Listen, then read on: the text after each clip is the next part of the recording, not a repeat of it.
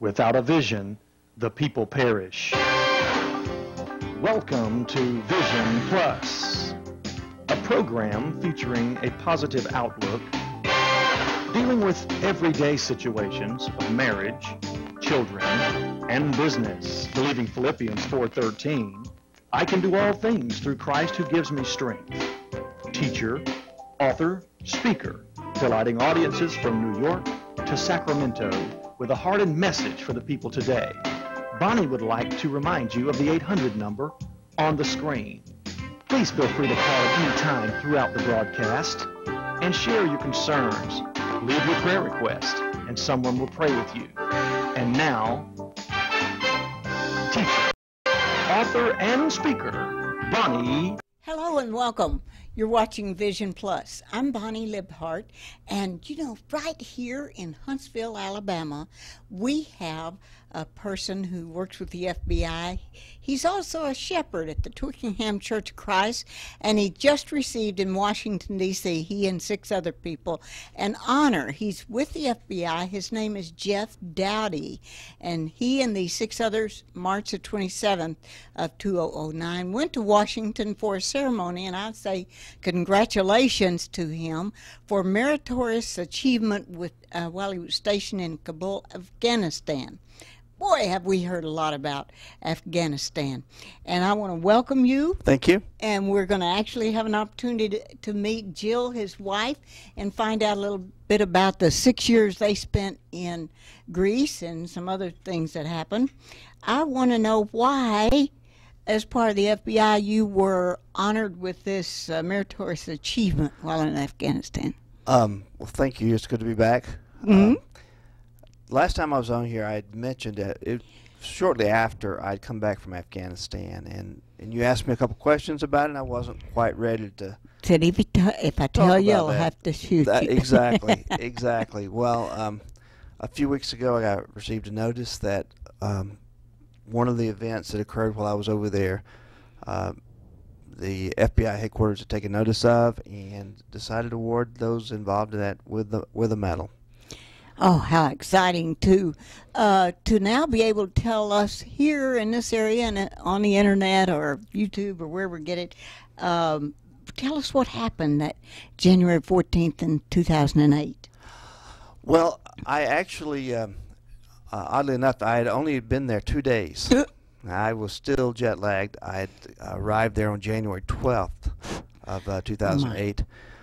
It was shortly after sundown, so January in Kabul is very cold. It's very cold, and so we were having we going to take a break because you work 16-hour days over there. We'd taken a break to get a quick bite to eat, and the first evening prayers were over. We had not heard those, and as we're sitting in the chow hall eating, we could hear we started hearing explosions and sounds like small arms fire, and being that we were so close to a Western hotel that we were where we knew what was being hit, that it was that particular hotel. So what happened? Now you were there primarily for what reason? I was in Afghanistan working on a mission that we had to track down bomb makers. Mm-hmm. In the previous year in Afghanistan, there had probably been 30 or so IEDs, or improvised explosive devices. When I say that, I mean cars that were loaded with explosives that were parked on the side of the street in Kabul. And as U.S. convoys or government convoys go by, they would detonate themselves. And they could detonate them like remote control. Exactly. They could use remote controls. Mm-hmm. They're VBIEDs to be the technical, vehicular-borne improvised explosive devices. So there was a real problem in Kabul, and unfortunately still a problem, but they recruited a team of us to actually go over and track down those people that were making those bombs. So you were there because of the suicide bombers, to identify those and to keep them from actually doing this suicide bombing. That's exactly right. That's Of a lot of innocent people. of a lot of innocent people. That's right. Uh-huh. So this particular night, as I said, sun had gone down. It was like 6:15, 6:30, but it was January, so it was pitch dark. And Kabul is not very lit at night. It's a pretty dark city. Not a lot of electricity to waste. So I quickly gathered my gear, my protective gear, what we call a bulletproof vest, and my long weapon, and we all jumped in our vehicles and headed for the hotel while the attack was still going on. And it was just beginning, just two people that were doing the attack originally. Well, I wish we'd known that going in. We didn't know that. We actually, when we arrived on the scene, we were told that there were possibly snipers on the building. We were told that really we had no idea how many attackers were in the hotel. And so we, it's easy to look back now and say that there were two, but at the time we had no idea. And could have been 22. It could have been 22, and it could have been, who knows. But as it turned out, there were only two. Now, what were they doing? They were throwing hand grenades and killing innocent guards. Right. Initially, they killed the guard out front. Then, as they got into the courtyard, like you have, not really a courtyard, but as any hotel, a Western hotel, you'll have a circular drive where people pull up and drop off their luggage, things like that. So what we could see that something obviously had blown up right there. And as it turned out, it was actually one of the suicide bombers had either detonated himself, or he was shot and had what was called a dead man switch, in which he would automatically explode. So you really couldn't see much of him, and it was dark. And so that was the first thing we saw was obviously someone had detonated themselves in the parking area. And if you'd like me to continue, yes, please go ahead. With narrative, feel free to interrupt me. I will. I'll tell you what happened. One of the things that stuck out in my mind that night was just as I got out of the car, and we were all rolling out. There were Afghan forces there. It was dark, but there were a lot of flashing lights. I walked by through the parking lot and looked down to my right, and there was a young girl lying there with looked like an American holding her. It was so cold. He was holding her to keep her warm, and that's what I thought he was doing. I wasn't sure what he was doing, but he was holding her. And so I went on past them, was able to get inside the hotel, in which there was a lot of carnage. A lot of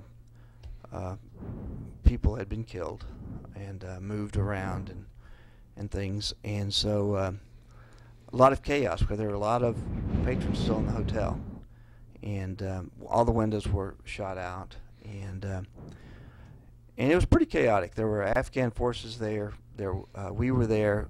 U.S. military was there, and so got in the hotel.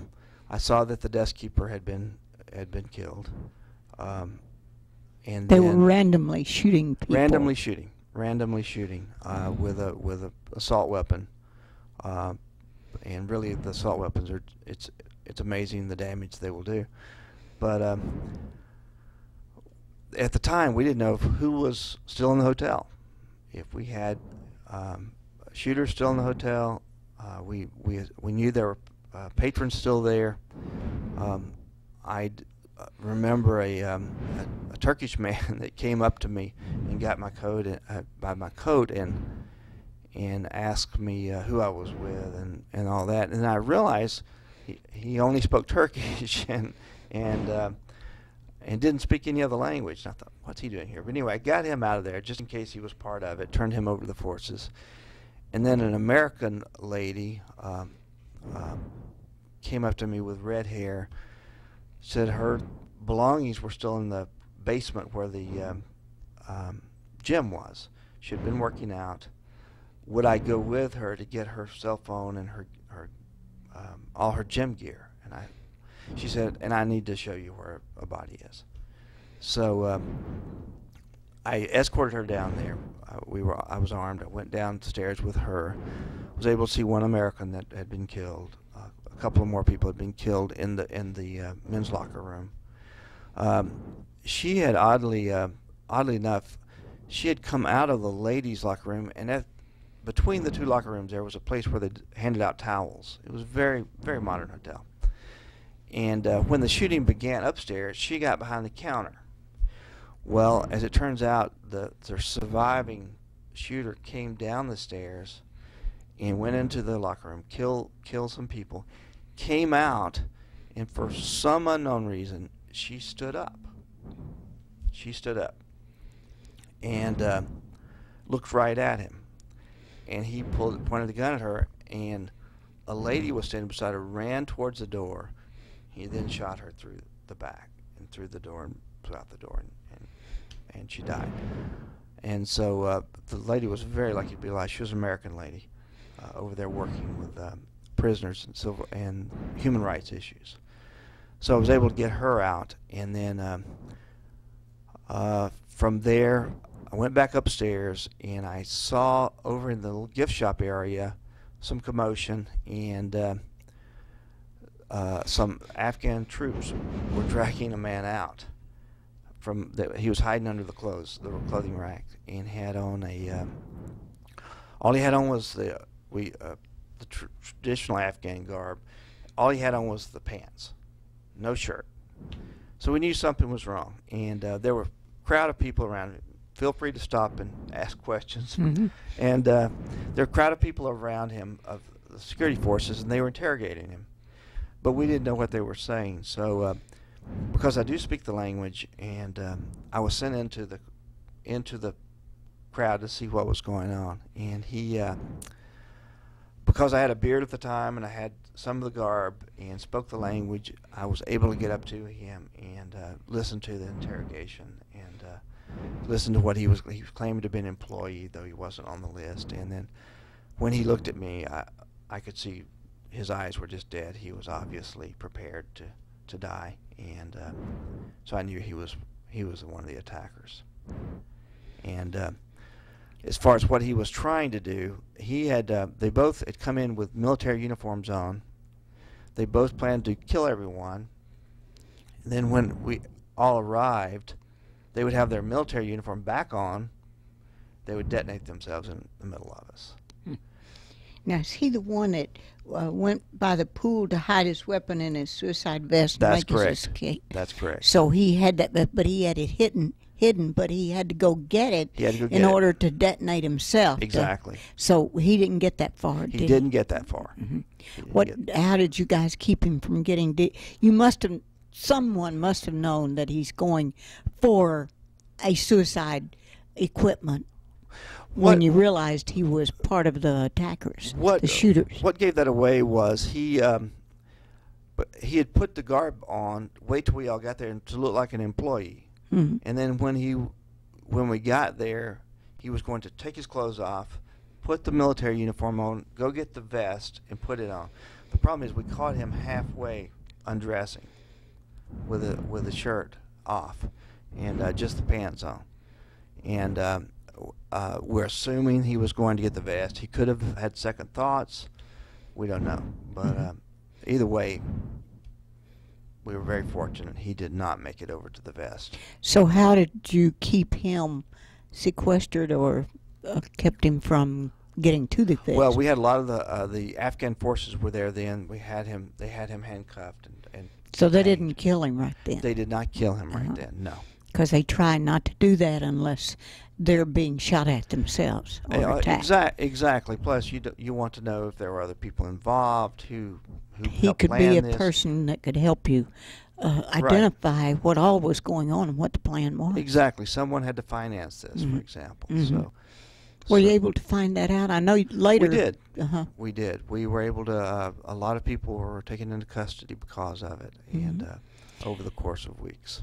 What did you do next after you went into the crowd? You saw him. They were able to handcuff him, get him away. Then Right. you and your other 6 buddies did what at that time? We had then get all the people that were hiding. There were group hiding. There was a large group hiding back in the kitchen area. Mm-hmm. We had to get them out to safety. We had to account for all the Americans.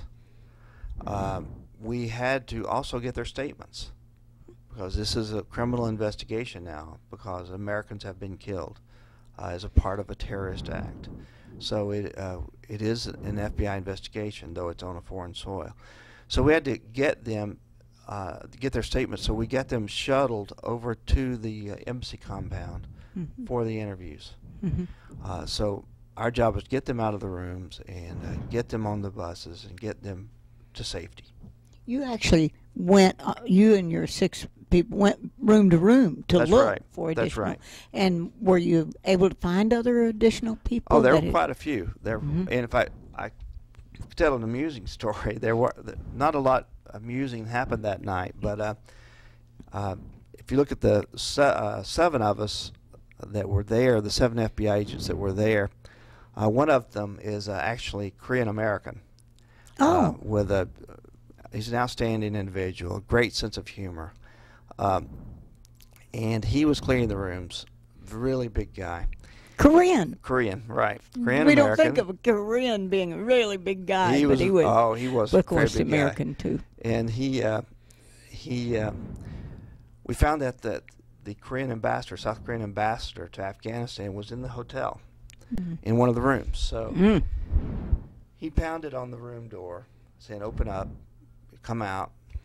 And we knew this was the Korean ambassador's room, and the Korean ambassador said, "I'm not coming out."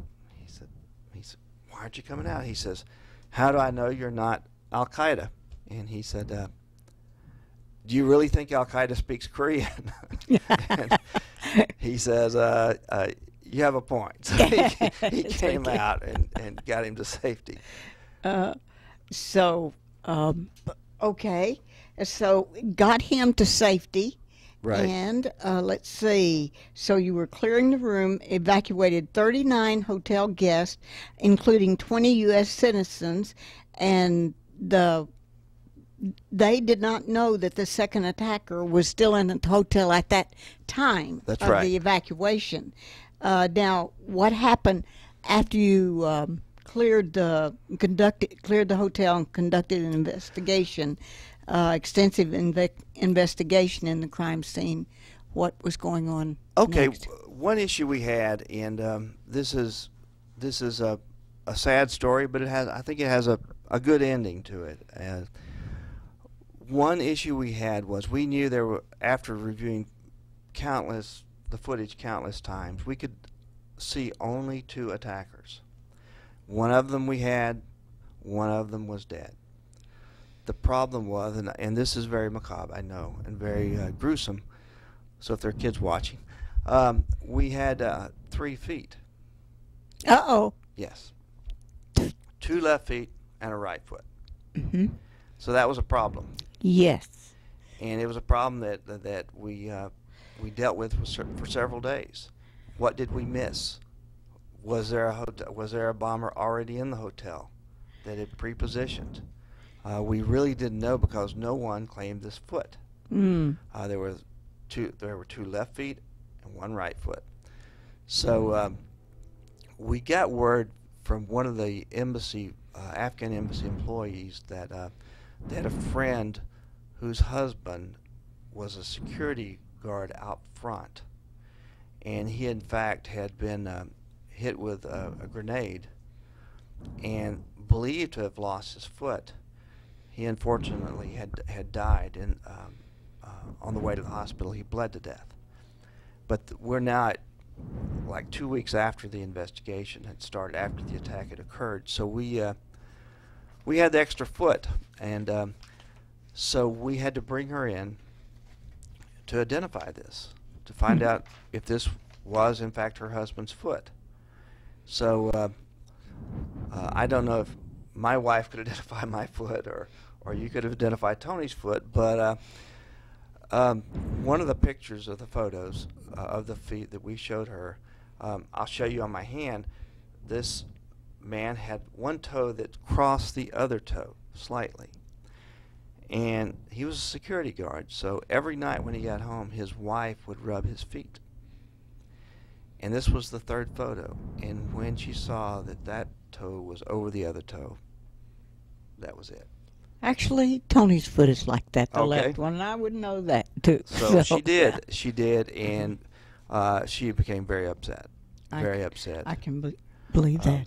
Well, what inspiration or reflection have you had since then? Because you got you cleared the hotel room, conducted the investigation, so you guys had such an incredible experience. So what inspiration or reflection? I heard that a story was told at Twickenham Right. Church of Christ, and I wanted to hear that story. It was basically related to the foot because, you know, when we're put here on earth, we all have paths, but we don't get to necessarily control that path. We don't get to decide where we're going to end up. And with this particular person, this particular lady, she was very distraught that her husband's foot wasn't with his body and he could not be at whole in paradise. She was a Muslim. Mm-hmm. And so I actually took the foot, and she was destitute. 2 sick children at home, basically starving in the cold. Culture would not allow her to remarry. Her future was very, very dim, and I basically was the first American, the first Christian she had ever met. And Jill and I have been very blessed. We're very fortunate, and so I knew Jill would give me permission. I actually paid to bury her husband's foot.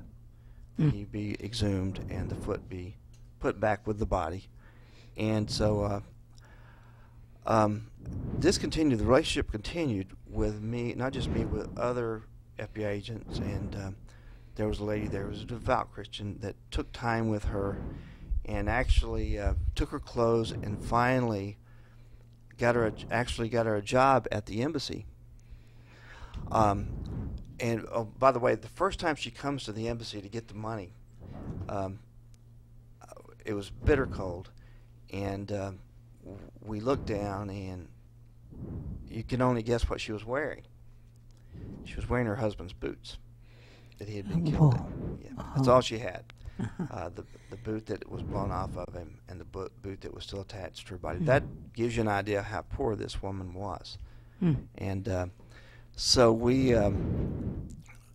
paid to bury the foot. She was extremely grateful, but still no future.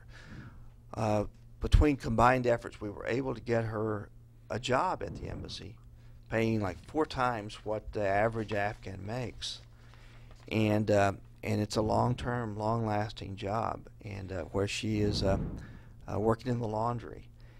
And at first, you would see her, and she was still. When she finally got to work, she was in mourning. But by the time it was over, the time I left after 4 months, I would see her smiling. I would see her laughing. I would see her in the laundry room, and she would strike up a conversation with me. And I know my last day there, she saw me packing. She came over crying, and she said, "You know, I don't know what this is all about, but everything has been made whole now. You know, my husband's at peace. My life is better than it would have ever been as far as taking care of my family and children." And so maybe that was the start of something with her, with other people, other Americans. So she would at least know that a Christian, and you could speak the language. I could speak the language, and so she picked on me a lot because I was the one that could talk, and she didn't speak any English. So she would always seek me out. She offered to iron one of my shirts once, and that turned out to be a mistake, but that was okay. You don't have that shirt anymore, I don't have do you? that shirt anymore. She apparently never used an iron before. But so how have you handled this emotionally, and how like the most gratifying. That's probably one of the most gratifying things that happened to you in It this was. whole, and that affected you. That you could see that the kindness of a Christian could affect another person to get them. She would have died without what you helped her to do. She would have died if. And if her the group of children, us- maybe. Exactly. Mm-hmm. She would have died, and I guess it certainly makes you grateful that we live in our country here, but it also it was also, you know, it was a sad night. It was a sad event. And I have an award here, a medal Yes, here. yes. FBI Medal for Meritorious Achievement For this. presented to Jeffrey W. Dowdy, Special Agent, FBI, United States Department of Justice, in acknowledgement of his heroic actions on January 14th, 08. Special Agent Jeffrey W. Dowdy assisted in evacuating all the guests from a Kabul hotel during a suicide attack. Of course, that's in Afghanistan. And SA Special Agent Dowdy's exceptional performance during this very dangerous situation certainly warrants the special recognition. Well, I wanted to ask you a little bit, because the president appears very popular, yet no one agreed to help the USA, not the French people, sending soldiers to Afghanistan. We didn't get into that. Maybe God didn't want me to. And he said 2 days ago, I heard it himself, America has never nor will ever go against the Muslims. And so I would, maybe we'll have to do that another time. Let's get your I would opinion. be happy to talk about this. Okay, great. Well, thank you very much. Thank We're you. going to have, this is Jeff Dowdy. This was a great reward and a great honor, but the greatest reward was, being able to help the people. And when I look at this, I have to remember that there were a lot of people that died that night. But the greatest reward, I think, was being able to help someone else in this. And so, You've been an inspiration to all of us at Twickenham, and so is your whole family. I look you. forward to learning more from Jill's standpoint. great. We're going to do that. That'll be, probably you'll see that the following Saturday night. And possibly even, they might run it right after this program. I'm Bonnie Libhart. Bless your heart for watching.